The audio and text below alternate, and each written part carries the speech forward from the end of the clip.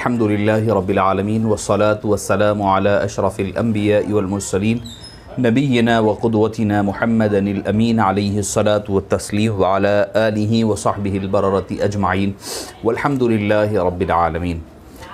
फ़अऊज़ु बिल्लाहि मिनश शैतानिर रजीम बिस्मिल्लाहिर रहमानिर रहीम व अहल्लल्लाहुल बैअ व हर्रमर रिबा सदक़ल्लाहुल अज़ीम व सदक़ रसूलुहुन नबियुल अमीनुल करीम व नहनु अला ज़ालिका लमिनश शाहिदीन वश्शाकिरीन वल्हम्दुलिल्लाहि रब्बिल आलमीन।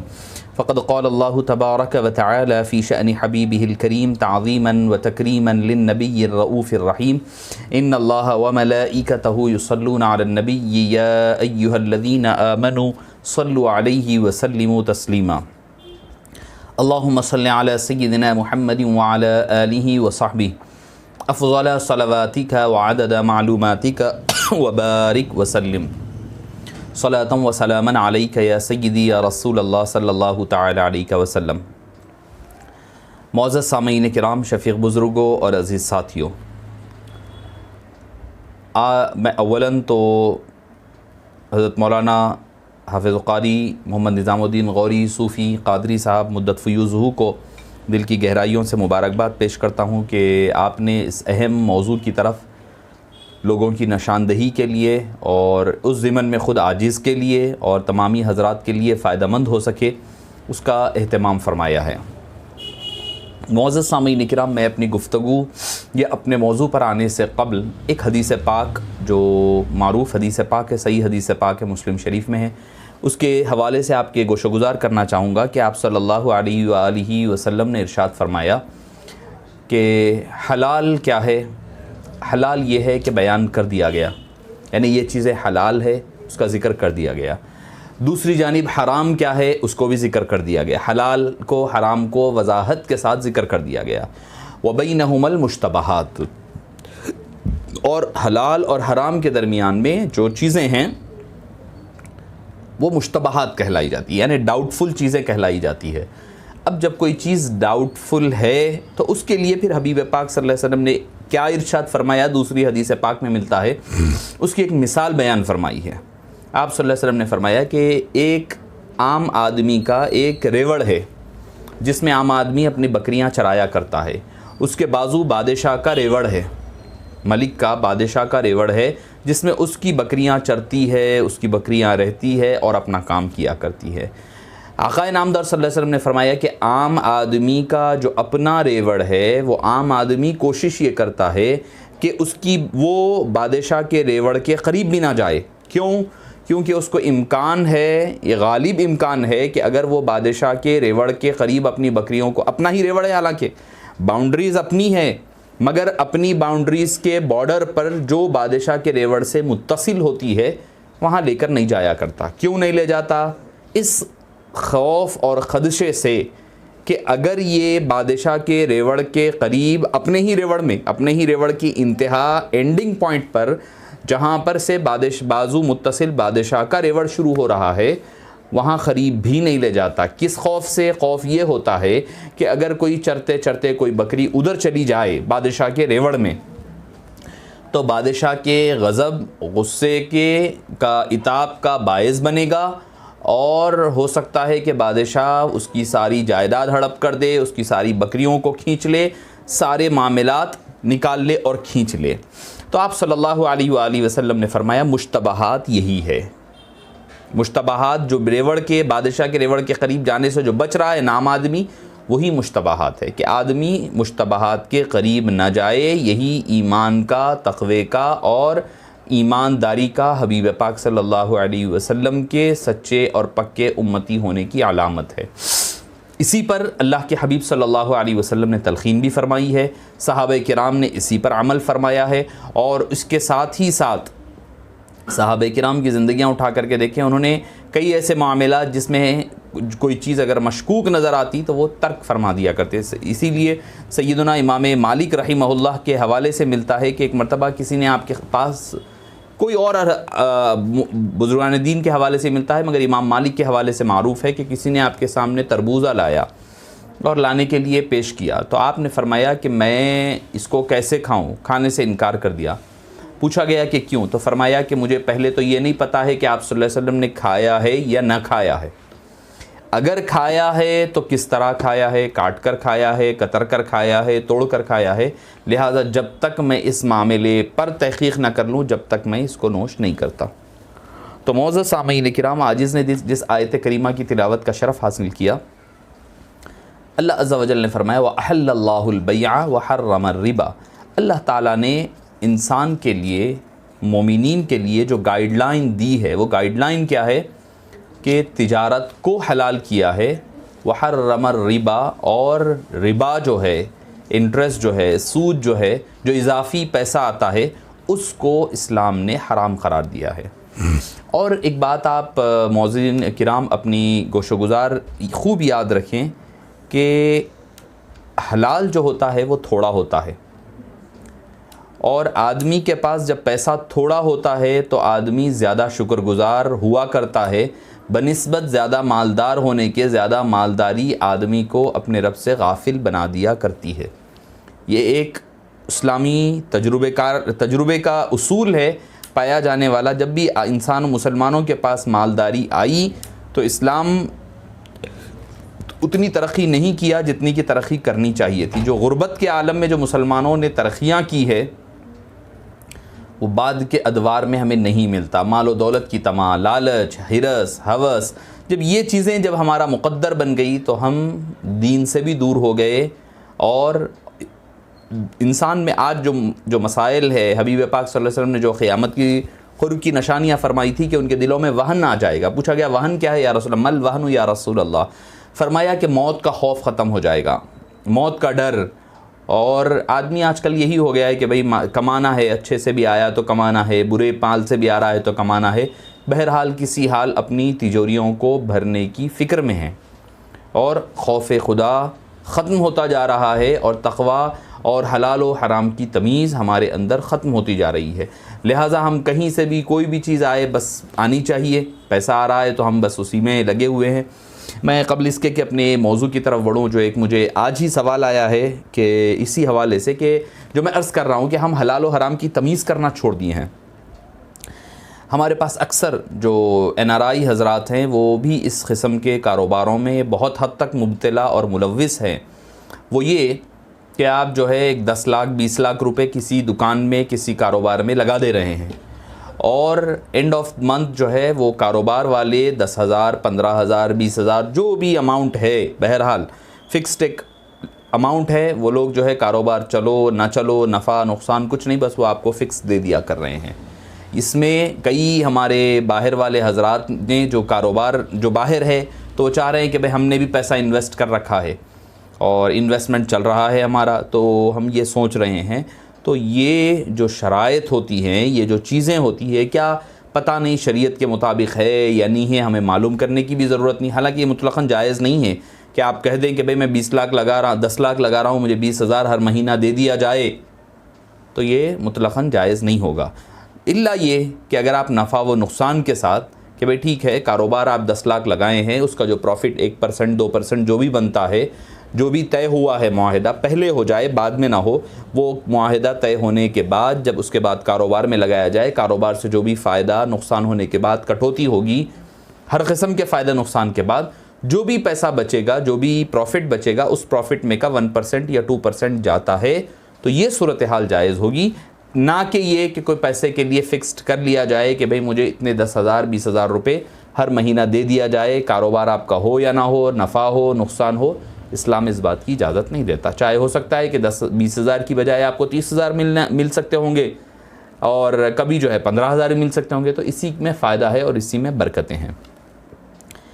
अब आइए मौजूद सामीन किराम, हम अपने आज के मौजू की तरफ पलटते हैं कि जो मौजू आज आपके साथ गोशोगुज़ार किया गया, वो गोशोगुज़ार जो किया हुआ मौजू है कि क्रिप्टो करेंसी।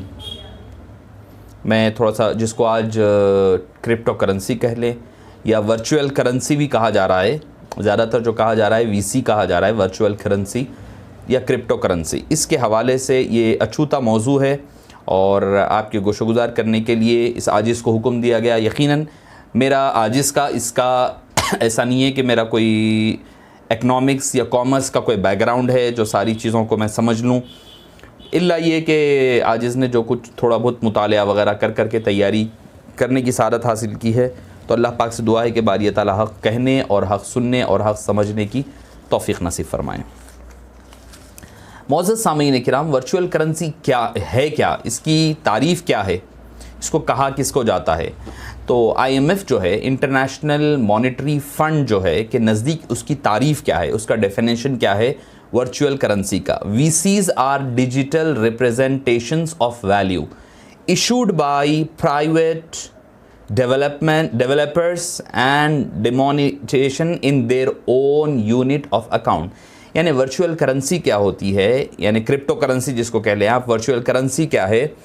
कीमत के हिंदसों का इजहार है, यानी जो फिगर्स है, नंबर्स जो है उसका इजहार करना है, जिन्हें आम लोग बनाते हैं और उसकी एक अपनी वैल्यू है और वो उसका इजहार करते हैं, वर्चुअल करेंसी। और यूरोपियन सेंट्रल बैंक जो है वर्चुअल करेंसी स्कीम्स के बारे में वो क्या कहता है कि virtual currency is a type of under calculate digital money which is used and usually controlled by its developers and used and accepted among the members of the specific virtual community। virtual currency एक ऐसा पैसा है, ऐसा ज़र है, पैसा उन्होंने, चूँकि अब वो कह रहे हैं तो कह रहा हूँ मैं कि पैसा है जो कि नंबरिंग की शक्ल में है, इस पर कोई क़ानून वगैरह जारी नहीं होता और उसे बनाने वाले ख़ुद इसको जारी करते हैं और उमूमन वही इसका इंतज़ाम नज़म चलाते हैं और एक मख़सूस वर्चुअल माशरे में उसे कबूल और इस्तेमाल किया जाता है। आप हज़रात अगर इसके पॉइंट्स लिख रहे हैं, लिखना चाहते हैं तो लिख सकते हैं, जो मैं आखिर में इसका जो शरई नुक्ते नज़र से जो बात होगी वो आपके सामने मसला पेश गोशो गुज़ार करूँगा, क्योंकि पॉइंट जो अहम है, जो European central bank virtual currency scheme की जो उन्होंने पब्लिश किया है, स्कीम्स के तहत page number 13 published on October 2012 की जो बुक है उनकी, उसके हिसाब से बता रहा हूँ मैं कि virtual currency is a type of unregulated digital money, यानी ऐसी चीज़ है इस पर कोई क़ानून, अनरेगुलेटेड उनके अल्फाज है, यानी गैर क़ानूनी है, इस पर कोई क़ानून जारी नहीं होता। डिजिटल मनी है, ठीक है, डिजिटल मनी होना ये कोई बुरी बात नहीं है, मगर it is issued and usually controlled by developers. दूसरा पॉइंट इंपॉर्टेंट कि डेवलपर्स इसको कंट्रोल करते हैं and use and accepted among the members of specific virtual community. इसमें 3 अहम पॉइंट है। एक ये कि भाई ये जो है अनरेगुलेटेड है, number 1, number 2 controlled by it's developers, number 3 used and accepted among the virtual of members of specific virtual community, यानी मखसूस लोगों में चलती है, मखसूस लोग इसको कंट्रोल करते हैं और इसके अलावा ये अनरेगुलेटेड या कानूनी तौर पर इसका कोई अपना कोई हैसियत नहीं हुआ करती है। अब इसके अलावा अगर हम और तारीफ़ात के ज़िमन में अगर हम जाएं, जैसे यूरोपियन बैंकिंग अथॉरिटी की क्या डेफिनेशन है, मैं आपको ये बताना चाह रहा हूँ पहले कि भाई आखिर ये वर्चुअल करेंसी की तारीफ़ क्या है। यानी एक ऐसे नंबर्स और फिगर्स है जिसे ना तो किसी सेंट्रल बैंक या सरकारी इदारे ने जारी किया है, ना वो लाजमी तौर पर क़ानूनी करेंसी से मुंसलिक हो, लेकिन हकीकी या क़ानूनी अशख़ास उसका इस्तेमाल अमाउंट के ट्रांजैक्शन के लिए मुबादले के तौर पर इस्तेमाल करते हैं। और इसका ये कौन कह रहा है? यूरोपियन बैंकिंग अथॉरिटी कह रही है क्या VCs are defined as a digital representation of value that is neither issued by a central bank और public authority nor necessarily attach to the FC। Fine जो आपका सेंट्रल बैंक वगैरह होता है वो लोगों के साथ भी इसका कोई ख़ास ताल्लुक़ात नहीं है। तो अब तारीफ़ जो हुई है, जो डेफिनेशन बयान हुआ है, उसमें 2-3 चीज़ें क्लियर हुई। क्या इन्हें आम लोग जारी करते हैं और अशिया की कीमत का इसमें पैमाना होती है, इसका अपना हिस्सी वजूद नहीं है, यानी फ़िज़िकल फॉर्म में कुछ नहीं है इसका, बल्कि एक ये नंबरिंग का नाम है। हिस्सी वजूद क्या होता है? यानी मिसाल के तौर पर मेरे हाथ में रियाल है, 10 रियाल है, 5 रियाल है, 1 का सिक्का है, 10 रुपये है, 100 रुपये है, $100 है, मेरे हाथ में है करेंसी, तो वो हिस्सी फॉर्म है, इसका कोई हिस्सी फॉर्म भी नहीं होता, हिस्सी तौर पर इसका वजूद नहीं होता, बल्कि ये these are some kind of the figures, सिर्फ नंबर्स होते हैं, चंद हिंसे हुआ करते हैं। नंबर 3। नंबर 4, इसका इस्तेमाल जो है पावर, लाइट और इसके अलावा इंटरनेट के ज़रिए से हुआ करता है इसका इस्तेमाल। अच्छा, अब मिसाल के तौर पर मैं आपको इसकी थोड़ा सा वर्चुअल करेंसी की हकीकत थोड़ा आपके सामने एक्सप्लेन कर दूं कि देखिए कंप्यूटर क्या होता है, 2 किस्म में बटा हुआ रहता है, एक होता है हार्डवेयर, एक होता है सॉफ्टवेयर। हार्डवेयर जैसा माउस है, कंप्यूटर है, कीबोर्ड है, एक्सटर्नल जितने चीज़ें उसको जोड़ती है, जो ज़ाहिर में नज़र आ रही है, वो हार्डवेयर हुआ। और जो सॉफ्टवेयर होता है, सॉफ्टवेयर उसके अंदर मशीनरीज़, जो आलात वगैरह अंदर होते हैं, जो अंदरूनी तौर पर पाया जाते हैं, यानी बाहर की चीज़ वो हुई कि हिस्सी वजूद है उसका, जो अंदर पाया जाता है उसको जो है हम डाटा कह लें या फिर क्या कह लें, सॉफ्टवेयर कह लें, ये सारी चीज़ें। तो इसे कोई कंप्यूटर बना, इसी तरह डिजिटल जो करेंसी होती है, क्रिप्टो करेंसी होती है या वर्चुअल करेंसी होती है, इसे कोई कंप्यूटर प्रोग्रामर बनाता है, वो उसके लिए एक सॉफ्टवेयर तैयार करता है, यह सॉफ्टवेयर कंप्यूटर में उस करेंसी को महफूज करता है और सेव करदा करेंसी को महसूस करके उसकी इत्तला देता है। फिर सॉफ्टवेयर बनाने के बाद प्रोग्रामर इस करेंसी का एक या एक से ज़ायद यूनिट तैयार करता है और सॉफ्टवेयर की मदद से इसे कंप्यूटर में सेव कर देता है। इसके बाद वो लोगों को किसी भी तरह इस बात पर कायल कराता है कि वो इससे ये करेंसी लेकर उसके बदले में अशिया या खिदमात दें, यानी आप वो क्रिप्टो करेंसी लेकर उसके बदले में उसको कुछ दें। ठीक है, इसके बाद वो जब दे देता है, जिस कदर इस करेंसी की मकबूलियत में, उसकी पॉपुलैरिटी में इजाफा होता है, उसी कदर उसकी कीमत बढ़ती जाती है और ज़्यादा से ज़्यादा लोग उसे हासिल करने की ख्वाहिश करने लगते हैं। इस तरह इसकी मुख्तलिफ अशिया और ख़िदमात के बदले में लेन देन शुरू हो जाती है। यानी आप बिटकॉइन ख़रीदो या जो भी कई है, ये तो बिटकॉइन तो एक करेंसी का नाम है, इससे सवों आ गए होंगे, अभी सैकड़ों आ गए होंगे। तो उसी तरह आप जो है उसके बदले में आप कुछ ख़रीदना चाहते हैं, शेयर्स ख़रीदना चाहता है, बिटकॉइन दो, दे करके आप ख़रीद लो, क्रिप्टो कोई भी टाइप की। तो ये करेंसी जो है कंप्यूटर से कंप्यूटर या मोबाइल में ही मुंतकिल होती है, इसे हाथ में लेना या बग़ैर नेटवर्क के इस्तेमाल करना मुमकिन नहीं है, इसीलिए इसको वर्चुअल करेंसी कहा जाता है। थोड़ी सी ये शायद हो सकता है कि इस्तिलाह समझने में थोड़ा टाइम लगे, मगर हमारे लिए आगे बढ़ने के बाद आसानियाँ पैदा हो जाएगी। तो इन वर्चुअल करेंसीज़ के कई नाम है, कई बहुत फेमिलर हुए हैं, जिसमें बिटकॉइन सबसे ज़्यादा ख़रीदी और बेचा जाता है। सबसे ज़्यादा मारूफ जो है क्रिप्टो करेंसीयों में जो माना जाता है वो बिटकॉइन सबसे ज़्यादा है। अच्छा, अगर आप इसका थोड़ा सा पहला दौर उठा करके देख लें तो इसकी इब्तिदा जो है वर्चुअल करेंसीज़ की फ़िक्र जो है ये आज की नहीं, ये बहुत पुरानी है। यानी मिसाल के तौर पर एक ऐसी करेंसी हो जिसके मकसद के तहत कोई इंस्टीट्यूट या कोई कंपनी या हुकूमत जो है इस शख्स को जारी करे, उसके लेन देन वगैरह की मैनेज करे, देने के तहत जो है इस नज़रिए को लेकर के 2 करेंसियाँ आई थी। एक का नाम था ई गोल्ड और दूसरे का नाम था लंदन डॉलर। ई गोल्ड क्या था? ये एक डिजिटल करेंसी थी जिसमें हकीकी सोने की तरह एक कंप्यूटराइज अकाउंट खोला जाता और इस अकाउंट में मौजूदा करेंसी ई गोल्ड कहलाती थी। इसकी इब्तिदा 1996 में हुई और ये 2009 में बहुत ज़्यादा मशहूर हुई, लेकिन इसे कानूनी मसाइल की वजह से अमेरिकन गवर्नमेंट ने इसको बंद कर दिया। विकिपीडिया के हवाले से सर्च कर रहा हूँ मैं। लंदन डॉलर ये करेंसी एक वेबसाइट सेकेंड लाइफ से ताल्लुक़ रखती है। सेकेंड लाइफ एक वर्चुअल दुनिया है जहाँ हर शख्स की एक अलग अलग शख्सियत पहचान है और वहाँ जो लोग ख़रीदने वाले हैं, जिन्हें रेसिडेंट्स या रिहायशी हम कह ले सकते हैं, वहाँ मेल जोल ख़रीदो फ़रोख्त वगैरह कर सकते हैं। इस वेबसाइट की भी इब्तिदा 2003 में हुई। ये करेंसियाँ किसी कंपनी या इदारे या शख्स की बनाई हुई थी और वही इसका इंतज़ाम करते थे और उन करेंसियों के मसाइल बहुत ज़्यादा थे, जैसे कानूनी मसाइल है वगैरह वगैरह। तो इस बिना पर उन लोगों ने उन करेंसियों को बाद में जा कर के बंद कर दिया गया। अब इसके बाद ये एक असर तो आ गया था, एक फ़िक्र आ गई थी कि वर्चुअल करेंसी एक चीज़ हो सकती है। तो इसके दूसरे दौर का आगाज़ 2009 में हुआ जब एक गुमनाम कंप्यूटर प्रोग्रामर, ये भी अहम पॉइंट है आज के मौजू से मुताल्लिक़ जो मैंने नोट करवाए थे, 2-3 पॉइंट, इसमें एक अहम पॉइंट है। एक अननोन प्रोग्रामर ने बिटकॉइन की शक्ल में एक मजबूत और पायदार वर्चुअल करेंसी की इब्तिदा की।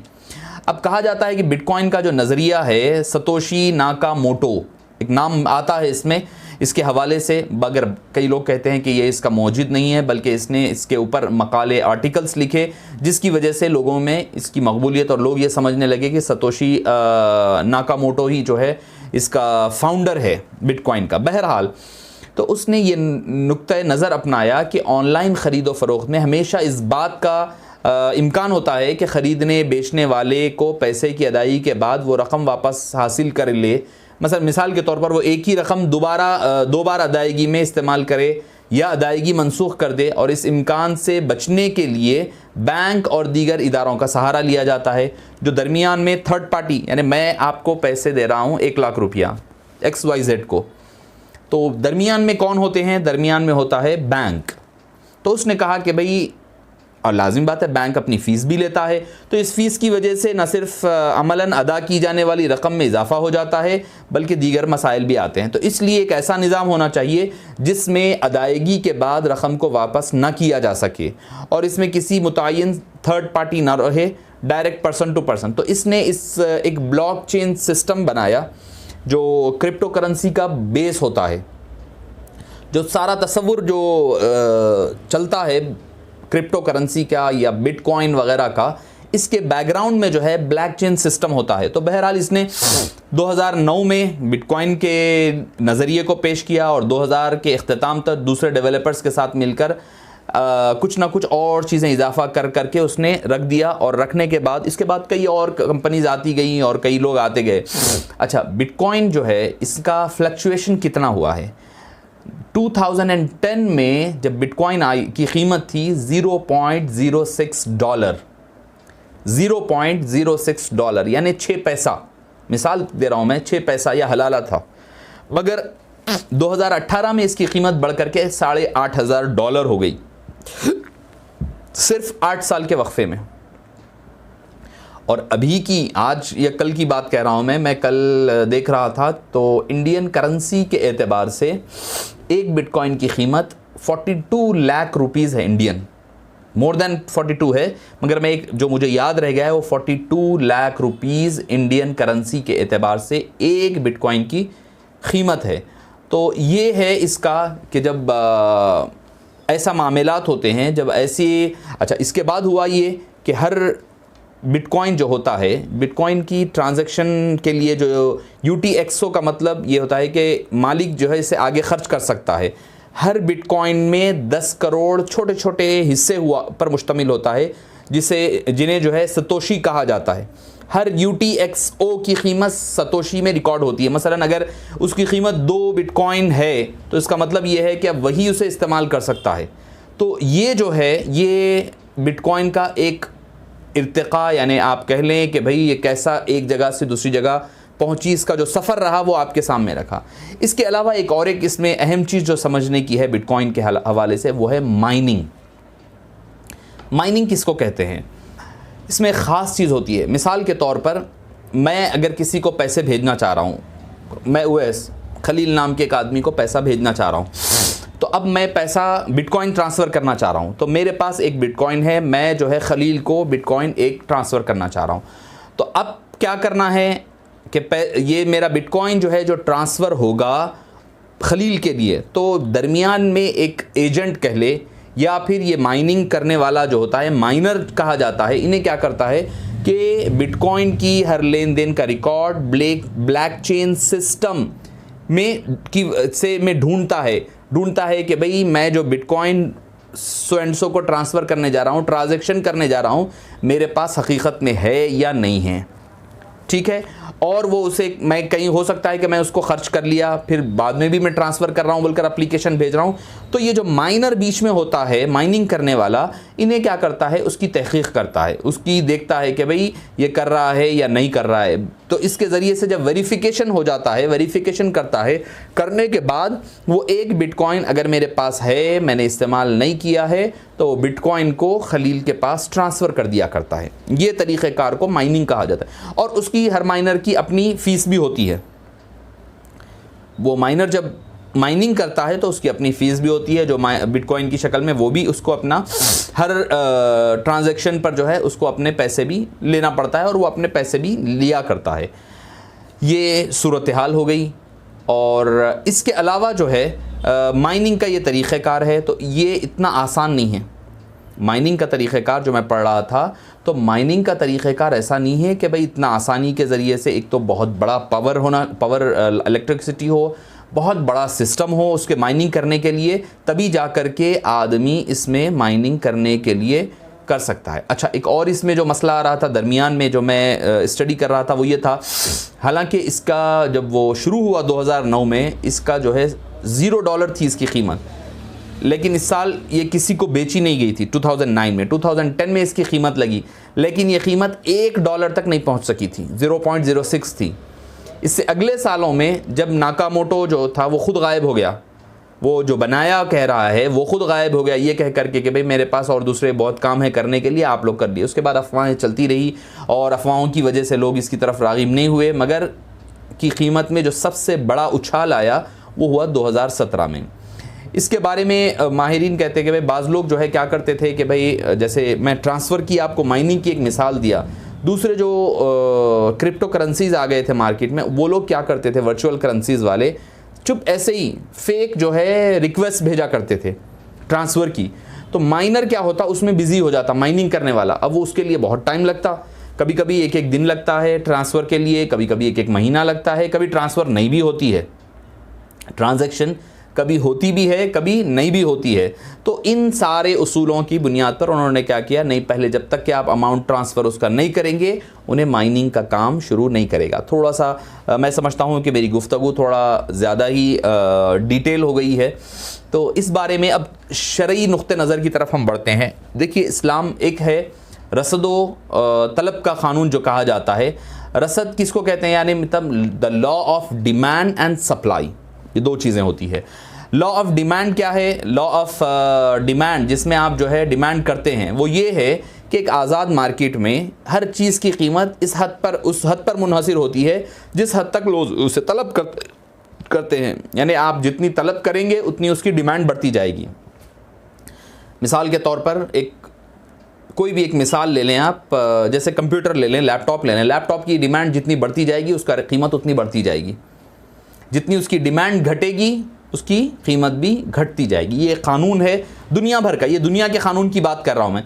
तो ये कानून क्या होता है, आज़ाद मार्केट में कीमतें जो है असरअंदाज होने वाले दूसरे अवामिल मौजूद ना हो, किसी चीज़ की कीमत उसकी तलब पर मुनहसिर हुआ करती है, जितनी तलब बढ़ती जाएगी उस कदर उसकी कीमत भी बढ़ती जाएगी। अब लॉ ऑफ सप्लाई क्या है, यानी जब कीमतें बढ़ती है तो चीज़ की मिकदार भी बढ़ती है।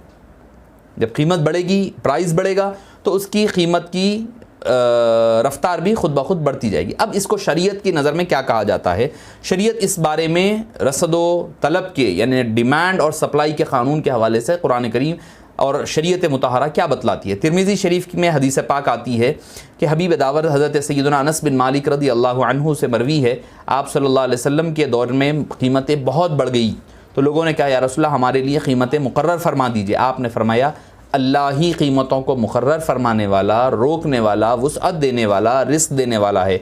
मैं चाहता हूँ मैं अपने रब से इस हाल में मिलूँ कि तुम में से कोई मुझसे खून या माल में किसी जुल्म की वजह से किसी चीज़ का तालिब ना हो। यानी इसके अलावा जो आपने मना फरमाया वो है कि ला यल्तक़िर रुकबानी लिबैइन वला बैइन बादुकुम अला बादिन वला तनाजशु वला बैउन हादिरुन लिबादिन, कि आप सल्लल्लाहु अलैहि वसल्लम ने इमाम मुस्लिम शरीफ की हदीस पाक में फरमाया कि ख़रीदो फ़रोख्त के लिए काफ़िलों से आगे बढ़कर ना मिला जाए। यानी काफ़िले आ रहे हैं मदीने में, फ़ौरी तौर पर कहीं दूसरे लोग ना ले लें, मैं पहले जाकर ले लूँगा। तो आप सल्लल्लाहु अलैहि वसल्लम ने फरमाया कि काफ़िलों से आगे बढ़कर ना मिला जाए, ना कोई तुम्हारा कोई शख्स दूसरे की डील पर डील करे, यानी कोई ऑलरेडी एक डील हो चुकी है उस पर दोबारा डील करे, ना झूठी बोली लगाए और शहरी देहाती के लिए बै करे।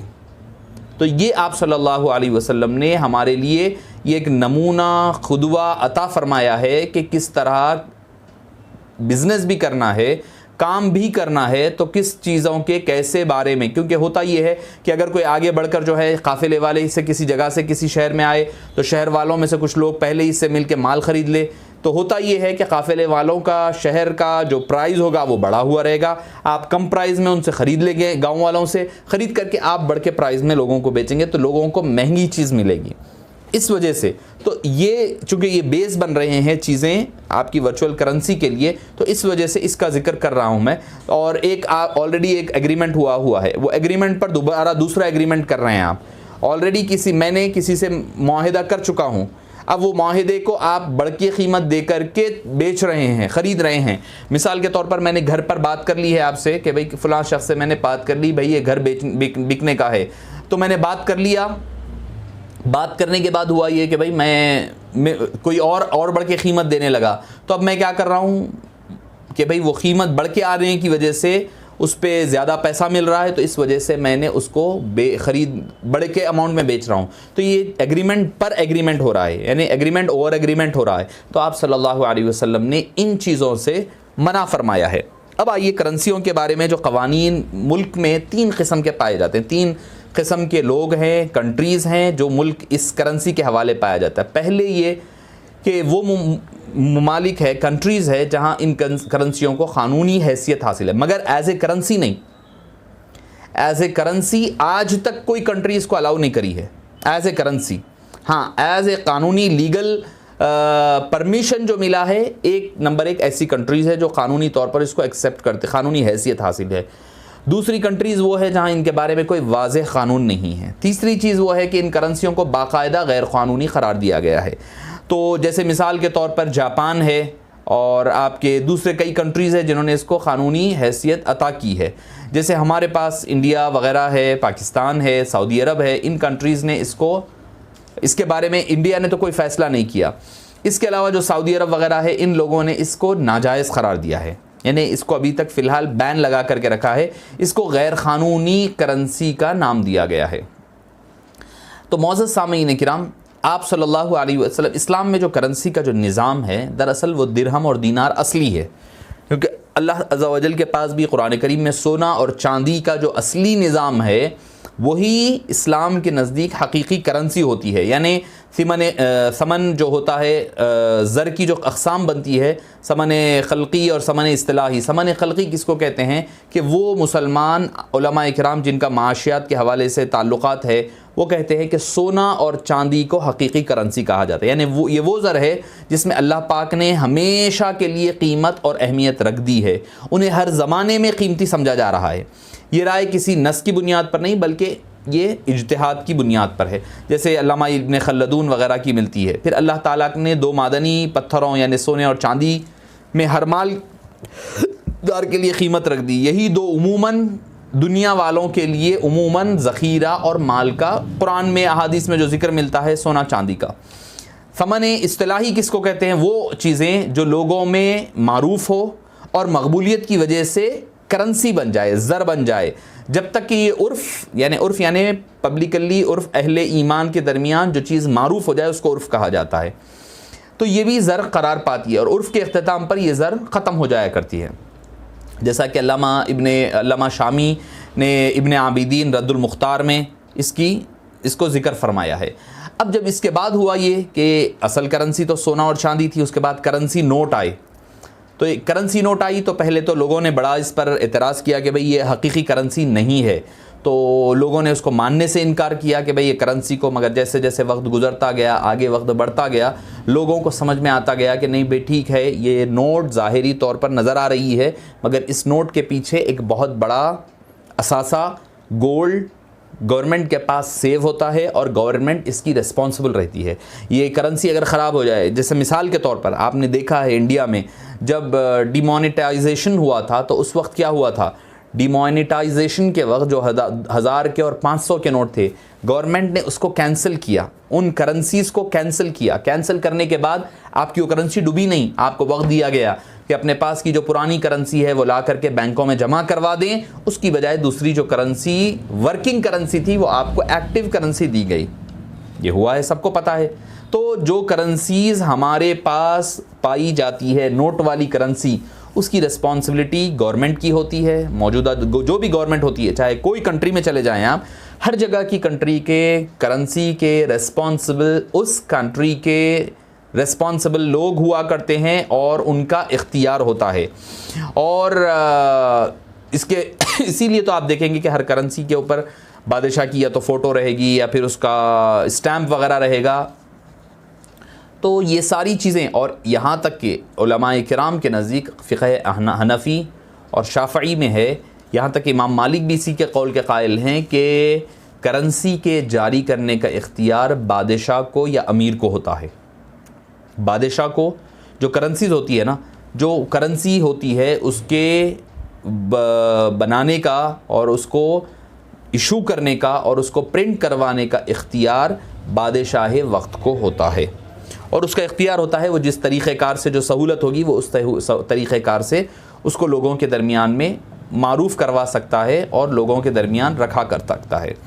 तो मौज़ज़ सामीन किराम, जब हम ये दिरहम व दीनार को समझ गए हैं, और इसके बारे में जो मैं अभी अर्ज़ कर रहा था कि उलमाए शवाफ़े और हनाबिला इस बारे में सराहत मिलती है कि दिरहम और दीनार ढालना बादशाह या उसके मुकर्रर करदा अफराद के अलावा किसी के लिए जायज़ नहीं है। मैं आपको कह दूँगा, पढ़ कर के बता दूँ कि फरमाते हैं क़ाल अस्हाबुना व यकरहु अयज़न लिग़ैरिल इमामी ज़रबुद्दराहीम वद्दनानीर व इन कानत ख़ालिसतन लिअन्नहु मिन शअनिल इमामी लिअन्नहु ला युमिनु बिही फ़ीही लिग़श्शिन। हमारे असहाब फरमाते हैं कि इमाम के अलावा यानी बादशाह के अलावा किसी के लिए दिरहम और दीनार ढालना भी मकरूह है। यानी बादशाह के अलावा कोई और करेंसी बना नहीं सकता, अगरचे कि वो खालिस हो, इसलिए कि ये एक इमाम का काम है यानी बादशाह का काम है, और इसलिए कि किसी पर मिलावट और ख़राबी के मामले में इत्मीनान नहीं किया जा सकता। इसका आपको हवाला मिल जाएगा, आपको कुतुबे अहादीस में, कुतुबे फ़िक़ा में मिल जाएगा, अल-मौसूआ में मिल जाएगा। इसके अलावा शाफ़ई इमाम के नज़दीक भी है, इमाम के अलावा किसी के लिए वयकरहु लिग़ैरिल इमामी ज़रबुद्दराहीम वद्दनानीर वलौ ख़ालिसतन, अगरचे कि वो सही हो, अगरचे कि वो खालिस हो, फ़ायदा बख्श हो, उसके बावजूद भी दूसरे असहाब इसको नहीं कर सकते। उलमाए अहनाफ़ में भी इमाम अबू यूसुफ़ से एक रिवायत मनक़ूल है, आप फरमाते वान अबी यूसुफ़ रहिमहुल्लाह फ़ी ज़रबिद्दराहीमी अलजियादु फ़ी गैरि दारिज़्ज़रबी सिर्रुन इल्ला यंबग़ी। इमाम अबू यूसुफ़ फरमाते हैं कि दराहीम को दराहीम वाली जगह के अलावा कहीं चुपके से ढालने के बारे में रिवायत है, ये गैर मुनासिब है, ये जायज़ नहीं। फ़तावे हिंदिया में यही है, फ़तावे हिंदिया में भी यही है। तो मौज़ज़ सामीन किराम, एक जो अहम उन्वान पॉइंट ये है कि करेंसी बनाने का इख्तियार बादशाह का है या इमाम का है।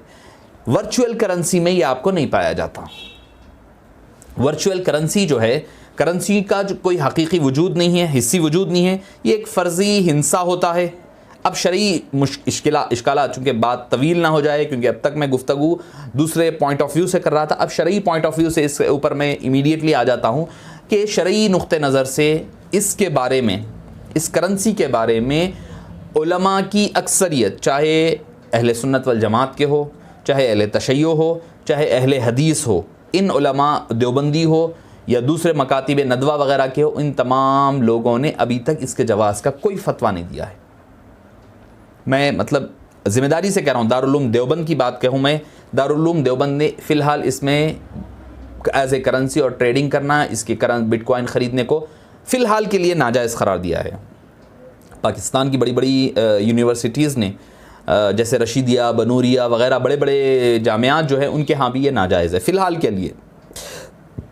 सऊदी अरब के एक आलिम हैं, शेख आसिम नाम के, बहुत मशहूर है वो, अहले हदीस के इमाम है, बड़े आलिम हैं, उनका भी इस बारे में क्लियर कट है कि ये उन्होंने तो हराम करार दिया। ये लोग तो भी नाजायज़ कह रहे हैं, उन्होंने तो उसको हराम करार दिया। उसकी रीज़न्स मैं आपको बताऊँगा कि क्या है।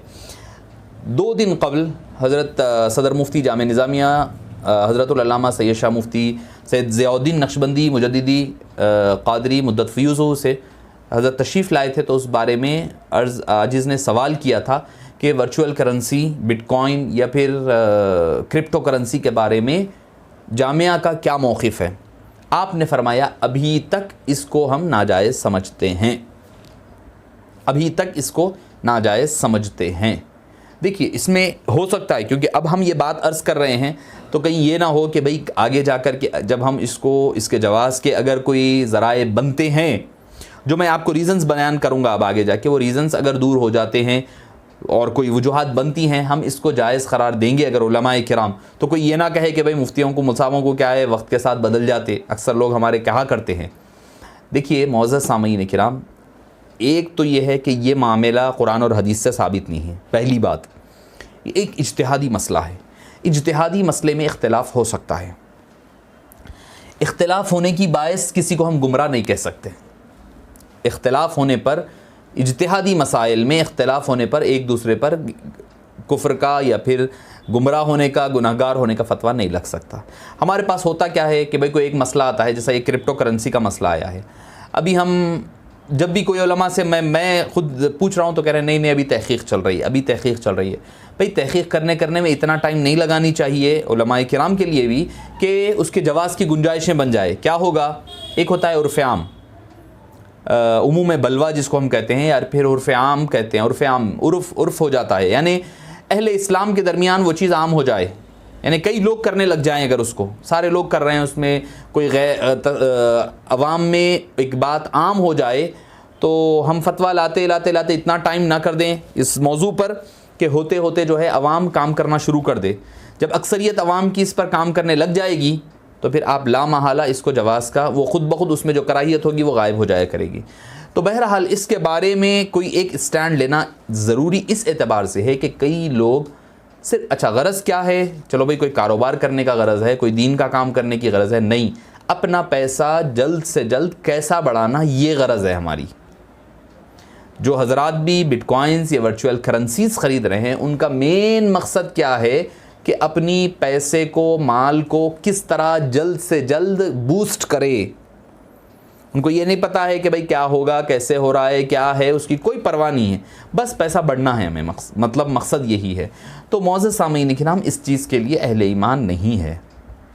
मुसलमान है हम, अहले ईमान है, जो जायज़ है वो जायज़ पर जायज़ रखे। जहाँ पर हाँ अगर कोई कंट्रीज़ में इसकी लीगलाइजेशन हो गई है और उलमाए किराम इसका कोई सराहतन अगर फतवा दे दें तो उसके बाद आप इसमें कारोबार करें, इसको एज ए करेंसी इस्तेमाल करें। मैं अभी हालिया इंडिया के भी जो कैबिनेट मीटिंग हुई थी उसकी भी रुदा तफसीली पढ़ा हूँ मैं, वो लोग भी अभी तरद्दुद का शिकार है। क्यों? क्योंकि अच्छा अगर मान लें तो इतनी फ़ायदे की चीज़ है तो फिर गवर्नमेंट्स क्यों नहीं इसको एक्सेप्ट कर रही है? भाई होना क्या चाहिए, जब इतने फ़ायदे की चीज़ है, आवाम को इतना फ़ायदा हो रहा है, तो गवर्नमेंट क्यों एक्सेप्ट नहीं कर रही इसको? गवर्नमेंट तो फौरी तौर पर करनी चाहिए ना, उसको तो लाखों करोड़ों का फ़ायदा होगा इसमें अगर इन्वेस्ट करेंगे। पहले का पहले बिटकॉइन ख़रीद के अगर रख ले, पहले का पहले अगर क्रिप्टो करेंसीज ख़रीद के रख लेंगे तो उनके पास तो माइनिंग हो जाएगी, उनके पास तो सेविंग हो जाएगी, वो जितना चाहे सेव करके रख सकते हैं। क्यों नहीं ख़रीद रही है? क्योंकि उनको डर है कि इसको कोई मॉनिटर करने वाला नहीं है, कभी भी ये डूब सकता है, डूबी हुई चीज़ फिर वापस आ नहीं सकती। आज ही मेरी एक सॉफ्टवेयर इंजीनियर साहब से बहुत देर तक, यानी बड़ी एक IBM में काम करने वाले हैं, उनसे मेरी बहुत देर इस मौजू पर गुफ्तगू रही। उन्होंने क्या कहा, मुन साहब ये जो हार्डवेयर आपका हार्ड डिस्क होगी जिसमें ये आपकी क्रिप्टो करेंसी सेव होगी, अगर आपका हार्ड डिस्क ख़राब हो गया, चोरी हो गया, तो आप वो पूरे क्रिप्टो करेंसीज डूब गए, आपके एक भी वापस नहीं मिलेगा, आपको डूब जाएंगे। उसका कोई अभी तक इसका सल्यूशन नहीं निकला है। तो इसमें क्या है? धोखा है, इसमें सरासर धोखा है। तो इस वजह से इसकी कई वजूहात की बिना पर उलमाए किराम ने इसको फ़िलहाल के लिए नाजायज़ करार दिया है। वो जो वजूहात है वो वजूहात आपके गोशोगुदार कर रहा हूँ। पहली वजूहात क्या है? वर्चुअल करेंसियों का कोई अपना हिस्सी वजूद नहीं है, यानी वर्चुअल ये एक फ़र्ज़ी फिगर्स है, नंबर्स है, रियलिटी कुछ नहीं है। अब मेरे सामने एक साहब कहने लगे, मुल साहब आप जो है, मैं मिसाल के तौर पर अगर आप किसी के अकाउंट में, अपने वाइफ के या भाई के अकाउंट में पैसे ट्रांसफ़र कर रहे हैं, यानी मेरे अकाउंट से किसी और के अकाउंट में, तो मैं 1000 रुपये ट्रांसफ़र किया, 1000 रुपये ट्रांसफ़र किया, तो मुल साहब आपके अकाउंट से खाली फिगर्स, नंबर्स इधर से उधर शिफ्ट हुए, रियल में कोई करेंसी तो उड़ के जाके नहीं गिरी ना मुल साहब। उनका कहना था, उनका एतराज़ ये था क्रिप्टो करेंसी के हवाले से। जब मैंने अर्ज़ किया, उन्होंने कहा मुल साहब कोई नंबरिंग ही इधर से उधर हो रही, कोई नोट तो इधर से उधर नहीं हो रही ना। मैंने कहा बिल्कुल सही फरमाया आप, खाली नंबर्स है, जो फिगर्स हिंद से है, जो इधर से उधर हो रहे हैं। मगर मैं अपने भाई के अकाउंट में अगर 1000 रुपये ट्रांसफ़र किया हूँ, मेरा भाई जब चाहे जा कर के बैंक से उसको कैश करवा सकता है, जब चाहे उसको निकाल सकता है, जहां चाहे इस्तेमाल कर सकता है। और अगर बैंक लुट भी गया तो गवर्नमेंट उसकी जिम्मेदार होती है, उसको वो 1000 रुपये वापस दिया करती है। मैंने कहा कि बिटकॉइन में ये कहाँ है, मुझे बता दीजिए आप। इसके जवाब के लिए भाई ज़ामीन होनी चाहिए ना। तो वर्चुअल करेंसी एक फेक करेंसी होती है, फ़र्जी हिस्से होते हैं जिन्हें एक सॉफ्टवेयर इस वक्त बनाता है जब कोई माइनर एक नामालूम पेचीदा जो एल्गोरिथम होता है या प्रॉब्लम होता है, जब वो सॉल्व करके दूसरों पर सबकत ले जाता है। किसी ऐसी चीज़ की बे यानी तिजारत इस्लाम में बातिल है जिसका कोई वजूद नहीं है। जो चीज़ का अपना हकीकी वजूद ही नहीं है इस्लाम में, उस चीज़ की बै और शिरा बातिल है। पहली चीज़ वर्चुअल करेंसी के हवाले से जो सबसे बड़ा एतराज़ है वो ये है कि वर्चुअल है, इसकी हकीकत में कोई चीज़ नहीं है, हकीकतन ये कोई चीज़ पाई नहीं जाती। अच्छा, दूसरी चीज़ क्या है, वर्चुअल करेंसी का वजूद तो चलो कोई कहेंगे नहीं मुसाहब कहीं ना कहीं कुछ नंबरिंग की शक्ल में तो है, लेकिन कोई इसका हिस्सी वजूद नहीं है, बल्कि एक तसव्वुर है बस। और किसी तसव्वुराती या गैर हिस्सी चीज़ की ख़रीद व फ़रोख्त और इसे माल समझना मुमकिन नहीं है। इसके अलावा इनसे दूसरे प्रोग्रामों की तरह कोई ज़ाती फ़ायदा हासिल करना भी मुमकिन नहीं है। इसी वजह से इसके जो फाउंडर ने सबसे पहले बिटकॉइन या कोई भी करेंसी को ईजाद किया, इसकी कोई कीमत नहीं थी। यानी जब भी आप कोई चीज़ बनाते हैं तो उसकी कोई कीमत होनी चाहिए ना। मोबाइल बनाया, चलो भाई सस्ती सही बनी, 1 रुपया ही सही बनी, लगी हुई कुछ तो कीमत रही होगी ना। जब बिटकॉइन बनाई गई थी उस वक़्त इसके फाउंडर ने, सतोशी अगर वो था तो वो जो भी था, उसकी कोई कीमत नहीं थी, ज़ीरो थी उसकी कीमत। तो अगर इसकी कोई हिस्सी वजूद होता तो उसकी अपनी कीमत होती। इसकी कोई कीमत उस वक्त जब बनाया गया था उस वक्त नहीं पाया गया था। तीसरा पॉइंट इसमें क्या है, वर्चुअल करेंसी के ज़रिए से जो एग्रीमेंट किया जाता है वो माइनर की माइनिंग पर डिपेंड है। यानी माइनर जो करेंगे, जब तक माइनिंग नहीं होती, जब तक एग्रीमेंट नहीं होता। इसमें जो है धोखा, बहुत बड़ा धोखा होने का और गरर जिसको कहते हैं, धोखा होने की वजह से ये अक़द फासिद कहलाई जाती। क्यों? क्योंकि माइनर क्या होगा, माइनिंग करा तो होगा, माइनिंग नहीं हुई तो आपकी, हालांकि आप पैसा पे करने तैयार है, आप बेचने तैयार है, उन्हें ख़रीदने तैयार है, दरमियान में जो माइनिंग हो रही है, माइनर जो है, माइनर अगर इसको क्लियरेंस दे तो कारोबार होगा, नहीं दे तो नहीं होगा। एक चीज़। चौथी चीज़ जो इम्पॉर्टेंट है वो ये है, इस पर कोई हुकूमती हुक्म नहीं लगता।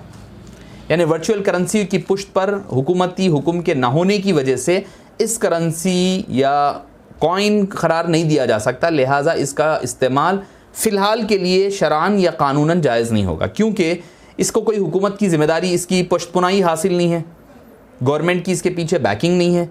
जितना रुपया, डॉलर, रियाल वगैरह जितनी करेंसी बनती है उनके पीछे हुकूमत अब का बेस होता है, फाउंडेशन होता है, इसमें कोई फाउंडेशन नहीं है। पांचवी चीज़ ये है, वर्चुअल करेंसी की हकीकत कुछ भी हो, लेकिन ज़ाहिरन ये सिर्फ फिगर्स है जो कंप्यूटर में पैदा होते हैं और इसी में रहते हैं, तो इन फ़र्ज़ी हिंदसों को माल कहना भी दुरुस्त नहीं होगा। यानी फिगर है खाली, कोई ऐसी कैश करने वाले, जैसा मेरे अकाउंट में मैं देखूंगा भाई 10,000 रुपये रखे हुए हैं, नंबर है, वो भी फिगर है, मगर मैं जब चाहूँ उसको कैश कर सकता हूँ, मगर इसमें कैश नहीं हो सक रहा है। इसके अलावा जो है, ये तो शरई मामलात है। अब कानूनी एतबार से क्या है, वर्चुअल करेंसी के ज़रिए से क्या होगा कि गैर क़ानूनी मामलात ईजी है। यानी आप जितने भी, अभी मैं हालिया एक बड़ा फिल्म स्टार का बेटा पकड़ा गया था तो उसके बारे में न्यूज़ पढ़ रहा था, तो ड्रग्स ख़रीदने के लिए ये वर्चुअल यानी क्रिप्टो करेंसी ही इस्तेमाल की जा रही थी, क्योंकि उस पर कोई गिरफ्त नहीं है, उस पर कोई पूछता नहीं है कि किसको जा रही है, कहाँ जा रही है, कैसा आ रही है। तो इसके ज़रिए से बहुत से नाजायज़ और गैर क़ानूनी मामलात अंजाम पाते हैं जिसमें माइनिंग के ज़रिए ताउन किया जाता है। इस वजह से ये आक़िदीन मालूम, यानी कौन किसके साथ क्या उन्हें मालूम नहीं होता है। अच्छा, इसके अलावा वर्चुअल करेंसी का क्या है, मनी लॉन्ड्रिंग के लिए इस्तेमाल होना। वर्चुअल करेंसी ज़्यादातर आज मनी लॉन्ड्रिंग और टैक्स से बचाने के लिए, छुपाने के लिए आ रही है, इसलिए इन्हें मसलहतन भी, कानूनी एतबार से भी नाजायज़ क्यों कह रहा जा रहा है। मिसाल के तौर पर मेरे पास 1 करोड़ की प्रॉपर्टी है, मुझे गवर्नमेंट को टैक्स देना पड़ेगा। मैं इसी सूरत हाल में क्या कर रहा हूँ, टैक्स से बचने के लिए एक बिटकॉइन ख़रीद के रख लिया। गवर्नमेंट को मालूम नहीं, वहाँ 1 करोड़ की मेरी प्रॉपर्टी पड़ी हुई है, वहाँ 2 बिटकॉइन ख़रीद के रख लिया, मैं 1 करोड़ बन गया। तो इससे पता क्या चलता है कि कानूनी एतबार से भी हुकूमत से अपने मालो दौलत को छुपाने का आसान तरीन जरिए, क्योंकि इन जितने मैं आपको इश्कालात बता रहा हूँ इस पर अभी कोई क़ानून नहीं बना है किसी भी कंट्री में। अच्छा, इसके अलावा क्या है जो मैंने इब्तिदा में कहा था, ये मखसूस मुआशरे में इस्तेमाल होता है। वर्चुअल करेंसी आम नहीं है, मखसूस अफराद ही इस्तेमाल कर सकते हैं और करते हैं। करेंसी वो होती है जो सबके लिए आम हो या अक्सरियत के लिए आम हो, उर्फ में हो, क्योंकि ये जो वर्चुअल करेंसी हो रही है उसमें मखसूस हजरात ही मखसूस एरिए में डायमीटर में काम कर सकते हैं। और माइनर को मिलने वाले सिले में भी धोखेदही का अंदाज़ा है कि माइनिंग के अमल में माइनर को सिला मिलना यकीनी नहीं है। जो माइनर सबसे पहले ब्लॉक की तस्दीक करेगा उसे बिटकॉइन मिलेगी। इसमें भी एक तरह का गरर है, धोखा है कि हो सकता है कि मिले या ना मिले। और इसके अलावा जो एक और जो पॉइंट है इसमें, वर्चुअल करेंसियों की कीमत में तब्दीली, यानी इसकी कीमत बड़े पैमाने पर तब्दील होती रहती है। आप अपना रुपया उठा लें, मिसाल के तौर पर मैं कब से मेरी उम्र बचपने से देख रहा हूँ मैं 11-12 रुपये रियाल का एक रेट था, अब जाकर के 19 रुपये हुआ है।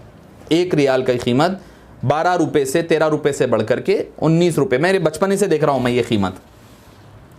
जबकि आप 2010 से 2017 तक का अगर आप सफ़र उठा लें बिटकॉइन का या कोई भी वर्चुअल करेंसीज का, बेतहाशा इसने बीट किया है और एकदम उछाल आता है, एक दिन फिर एकदम गिरावट आ जाती है। हज़ारों डॉलर की गिरावट एक ही दिन में आती है।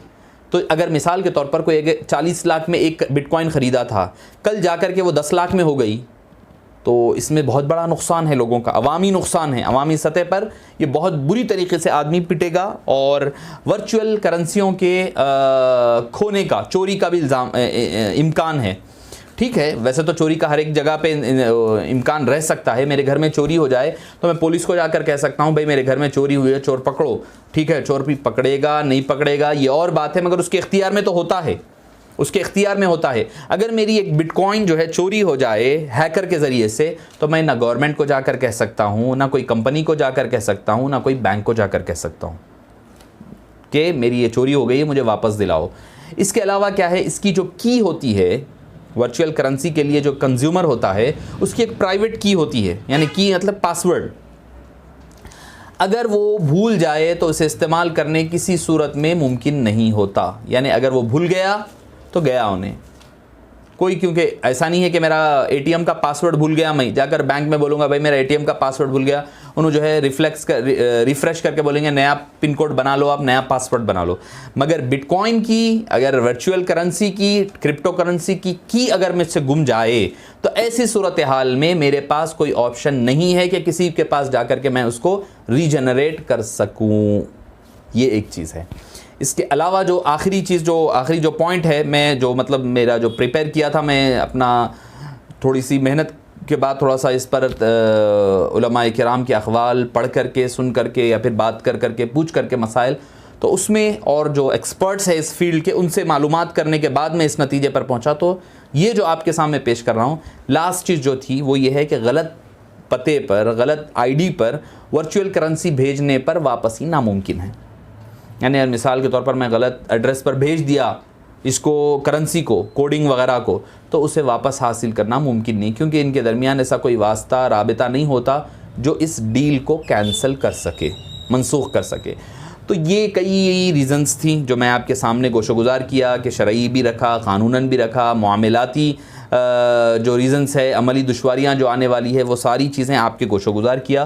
तो खुलासा कलाम ये होगा कि अभी के हालात में, मौजूदा दौर में फ़िलहाल के लिए इसमें इन्वेस्टमेंट करना या इसको एज ए करेंसी इस्तेमाल करना, फ़िलहाल के लिए अकाबिरीन के और तमाम मकातिब फ़िक्र के, उलमाए किराम और मुफ्तियान किराम के फ़तवों के मुताबिक ये नाजायज़ है फ़िलहाल के लिए। अब हो सकता है कि फ्यूचर में क्या होने वाला है, क्योंकि ये एक बड़ा नाजुक मसला है, नाजुक मरहला है, इसमें जो है फूंक फूंक कर क़दम रखना है। इसीलिए संजीदा उलमाए किराम भी जो है वो अभी इस पर गुफ्तगू करने के मौक़िफ़ में एहतियात कर रहे हैं, गुफ्तगू नहीं फरमा रहे हैं। मगर हो सकता है कि इन फ्यूचर अगर यही सब कुछ उर्फ़ आम बन जाए, उमूम बलवा बन जाए, यानी उमूमी तौर पर यही इस्तेमाल हर जगह आम हो जाए, तो यकीनन उलमाए किराम की फ़िक्र उस वक्त बदलेगी। ये भी बता दे रहा हूँ मैं आपको। मैं ये फ़िलहाल के लिए अर्ज़ कर रहा हूँ, आगे फ्यूचर क्या होगा नहीं कहा जा सकता, अल्लाहु आलम बिस्सवाब। हो सकता है कि अगर गवर्नमेंट, मैंने जो पॉइंट्स रखे हैं वर्चुअल जो करेंसी होने के लिए, जो किसी भी कीमत की करेंसी बनने के लिए कंट्री के लिए जो स्पेसिफिकेशंस होनी चाहिए, गवर्नमेंट कंट्रोल करे, उसके उतार चढ़ाव उसके कंट्रोल में रहे, यानी उसके पीछे ज़र मुबादला होता है, यानी गोल्ड वगैरह होता है, जो उसको गोल्ड कम होगा तो आपके करेंसी का रेट घटेगा, गोल्ड बढ़ेगा तो करेंसी का रेट बढ़ेगा। ये जो सारी चीज़ें हैं ये क्रिप्टो करेंसी में नहीं पाया जाती। कोई गवर्नमेंट इसकी जिम्मेदार नहीं है। आज भी अगर आप उठाकर पूछे भाई क्रिप्टो करेंसी का कौन ओनर है, नहीं पता है किसी को। तो इन सारी चीज़ों को मद्देनज़र रखते हुए उलमाए किराम आज की तारीख़ में इस उन्वान पर है, इस पॉइंट पर है कि फ़िलहाल इससे बचना और इससे इज्तनाब करना ये बहुत ज़रूरी है, क्योंकि इसमें धोखाधड़ी भी है, साथ ही साथ इसमें जो है दूसरों का हक़ तलफ़ी भी होने का इम्कान है और नाजायज़ तरीक़े से पैसा कमाने का ज़रिया और सबब भी बन सकता है। तो लिहाजा फ़िलहाल के लिए इससे परहेज़ करना, इसमें इन्वेस्टमेंट करना या इससे ख़रीदारी करना, इससे इज्तनाब किया जाए। अल्लाह पाक से दुआ है कि बारी ताला जो कुछ कहा और सुना गया कबूल फ़रमाए। अगर कहने में सुनने में कोई गलती हो गई है तो अल्लाह ताला जो है हमें मुआफ़ फ़रमाए और अल्लाह ताला हमारे गुनाहों को मुआफ़ फ़रमाए। और अगर कोई गलती सरज़द हुई है तो बारी ताला हमें उसकी इस्लाह की तौफ़ीक़ नसीब फ़रमाए। वसल्लल्लाहु तआला वसल्लम अला खैरि ख़ल्क़िही सय्यिदिना मुहम्मदिन व अला आलिहि व सहबिही अजमाइन वल्हम्दुलिल्लाहि रब्बिल आलमीन।